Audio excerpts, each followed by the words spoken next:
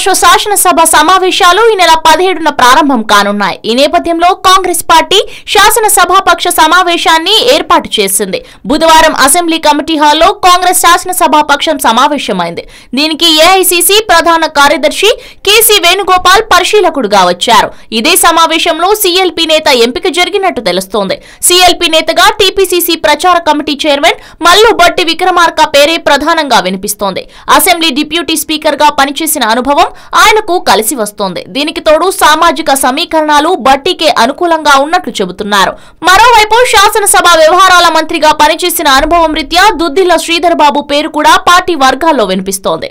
అయితే ప్రస్తుతం టీపీసీసీ అధ్యక్షుడిగా ఉన్న ఉత్తమ్ కుమార్ రెడ్డిని సీఎల్పీ నేతగాను ఎంపిక చేసే అవకాశం ఉందన్న ప్రచారం పార్టీలోని మరికొన్ని వర్గాల్లో జరుగుతోంది. లోక్సభ ఎన్నికల తర్వాత టీపీసీసీకి కొత్త అధ్యక్షుడిని నియమించే అవకాశం ఉన్నట్లు ఆ వర్గాలు చెబుతున్నాయి. గతంలో వైఎస్ రాజశేఖర్ రెడ్డి పీసీసీ అధ్యక్షుడిగా సీఎల్పీ నేతగాను 1999 నుంచి 2000 సంవత్సరం వరకు కొనసాగారని గుర్తు చేస్తున్నారు. ఇదిలా ఉండగా మాజీ మంత్రి సబితా ఇంద్రారెడ్డి, ఎమ్మెల్యే జగ్గారెడ్డి కూడా సీఎల్పీ పదవిని ఆశిస్తున్న వారిలో ఉన్నాయి. అయితే ఉత్తమ్ ఇప్పటికీ పీసీసీ అధ్యక్షుడిగా ఉన్నందున అదే సామాజిక వర్గానికి సీఎల్పీ పదవి ఇవ్వకూడదని అధిష్టానం భావించినట్టు చెబుతున్నారు. అందుకే బట్టికి అవకాశం ఇచ్చినట్లు సమాచారం.